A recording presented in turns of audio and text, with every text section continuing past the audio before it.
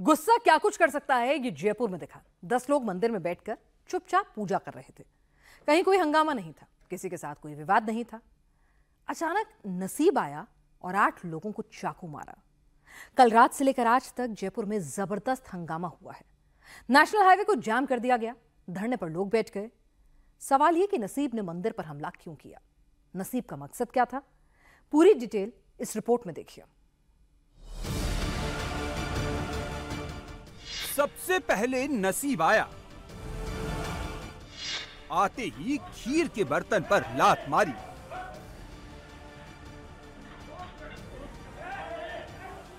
फिर अपने बेटे के साथ मिलकर चाकूबाजी करने लगा। आसपास जितने भी लोग थे उन पर हमला कर दिया। 10 लोग घायल हो गए।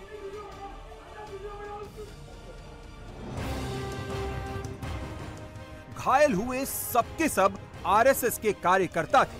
शरद पूर्णिमा पर खीर का प्रसाद बांटा जा रहा था। कोई विवाद नहीं था, सब कुछ शांति से चल रहा था। चाकू मारने से पहले खीर के बर्तन पर लात मारने से ठीक पहले का सीसीटीवी फुटेज देखिए। रात 9:45 का वक्त हो रहा है।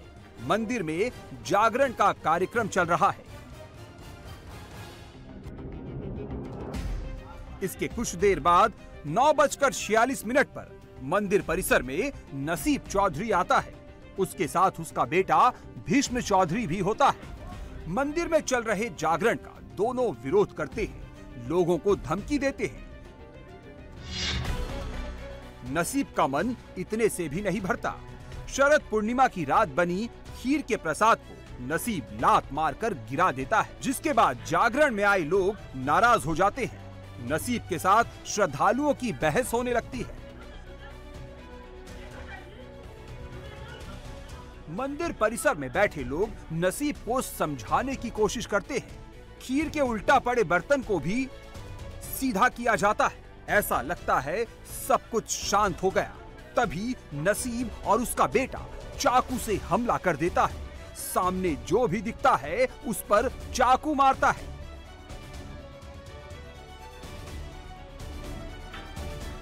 मंदिर की जो सीढ़ियां हैं, जो जमीन है, पूरा खून से सनी हुई हैं। यहाँ पर जिस वक्त चाकूबाजी हुई तो पूरी सीढ़ियां जो हैं यहाँ पर खून ही खून फैला हुआ है। ये पूरा मंदिर परिसर है। आप देखिए यहाँ पर मंदिर में कार्यक्रम चल रहा था और ये जो मंदिर का परिसर है, यहाँ पर खीर वितरण का कार्यक्रम आयोजित किया जाना था। देखिए खीर का जो भगोना है यहाँ पर चढ़ा हुआ। बताया जाता है कि इसी जो परात में लात पहले मारी, पूरे जो खीर जो बांटी जानी थी, ये पूरा तितर बितर किया गया। जो हवन कुंड के पास जो खीर बांटी जानी थी। जयपुर में रात भर हंगामा हुआ। सड़क पर बवाल मचा। हमले के बाद गुस्साई भीड़ ने दिल्ली अजमेर हाईवे जाम कर दिया। जहां तहां गाड़ियां खड़ी हो गई। आरोपियों की गिरफ्तारी की मांग को लेकर लोगों ने थाने का भी घेराव किया। रात में ही पुलिस बल की तैनाती हुई। पुलिस का एक्शन हुआ। हमला करने वाले बाप बेटे गिरफ्तार हो गए। आरएसएस के घायल कार्यकर्ताओं को एसएमएस हॉस्पिटल में एडमिट करवाया गया। घायल लोगों का हाल जाने मंत्री राज्यवर्धन सिंह राठौर हॉस्पिटल पहुंचे। उचित इलाज का भरोसा दिया।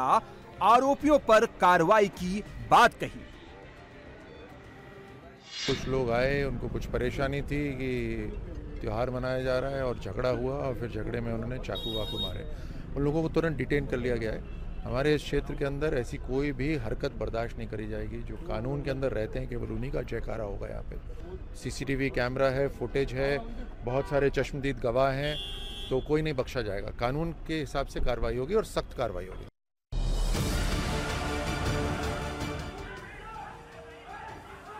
जयपुर में जो कुछ रात में हुआ उसके निशान अब भी मौजूद हैं। मंदिर की सीढ़ियों पर खून के धब्बे हैं। खीर का बर्तन जस का तस पड़ा है। टूटी हुई कुर्सी हिंसा की गवाही दे रही है। शरद पूर्णिमा की रात चांद की रोशनी में खीर रखी जाती है। शास्त्रों के मुताबिक इस रात खीर में अमृत वर्षा होती है। प्रसाद के तौर पर इस खीर को सभी खाते हैं। सवाल ये है कि आखिर नसीब ने शरद पूर्णिमा की रात बन रही खीर के बर्तन पर लात क्यों मारी? जब सब कुछ शांति से चल रहा था, मंदिर में पूजा के लिए लोग चुपचाप बैठे थे। तब नसीब अचानक इतना आक्रामक क्यों हो गया? नसीब चौधरी मंदिर में हो रहे कार्यक्रम का विरोध क्यों कर रहा था? बाईं तरफ जो मकान दिख रहा है, यही नसीब चौधरी रहता है। घर के सामने मंदिर है, दोनों के बीच में कुछ फीट की दूरी है और इसी दूरी को मिटाने के लिए नसीब और उसका बेटा काफी वक्त से लगे हुए हैं। तो जो लोग हैं ना, ये एक्चुअली क्या है, भू माफिया टाइप लोग हैं। इस पर कब्जे की नीयत उनकी हमेशा बनी रहती है। इस पर कब्जे की नीयत उनकी हमेशा बनी रहती है। यहाँ एक परिसर देखेंगे आप, उधर वो कमरा बना हुआ है, ये पहले पुजारियों का कमरा था। जबरन पिछली सरकारों के कार्यकाल में 60 गांठ से उन्होंने जबरदस्ती कब्जा कर लिया और आए दिन करता है। यहाँ झालर घंटे नहीं बजने देता। 8 बजे वह कोई सुंदरकांड करो, हनुमान चालीसा, उसमें आपत्ति है इसको, मतलब कब्जा कर रखा है। और ये यहाँ बोरिंग पर लगी हुई है, उसे बोरिंग पे कब्जा कर रखा है, मतलब भूमाफिया। भाई साहब ने कहा भूमाफिया है। दावा है नसीब मंदिर की जमीन को हड़पना चाहता है, इसलिए उसने अपने एक मकान का दरवाजा मंदिर की ओर खोल रखा है। मंदिर जेडीए की जमीन पर बना है और नसीब इस पर अवैध कब्जा करना चाहता है। पहले भी मंदिर की जमीन के कुछ हिस्से पर कब्जा हो चुका है। मंदिर में जब भी कोई कार्यक्रम होता है तब नसीब विरोध करता है। मंदिर की जमीन को वो अपना बताता है। घर बना हुआ है जो कि पहले से ही ज़मीन पे विवाद चल रहा है। इस घर से कुछ लोग निकले और उसके बाद चाकूबाजी करने लगे। जो लोग यहाँ पर मौजूद थे, जय घोष लगा रहे थे, वो घायल हो गए। ताबड़तोड़ चाकू में लगभग 10 लोग घायल हुए। उसके बाद जो है एक युवक को सवाई मानसिंह अस्पताल में सीरियस कंडीशन में भर्ती किया गया है। लगभग 10 लोगों को चाकू मारा है। पुलिस ने 2 लोगों को गिरफ्तार किया, हरियाणा के बताए जा रहे हैं, जिसमें एक नसीब चौधरी, उसका बेटा, उसकी पत्नी है। और अभी जो RSS और जो तमाम जो लोग हैं वो ये मांग कर रहे हैं कि इसमें और लोग जो हैं उनको गिरफ्तार किया जाए।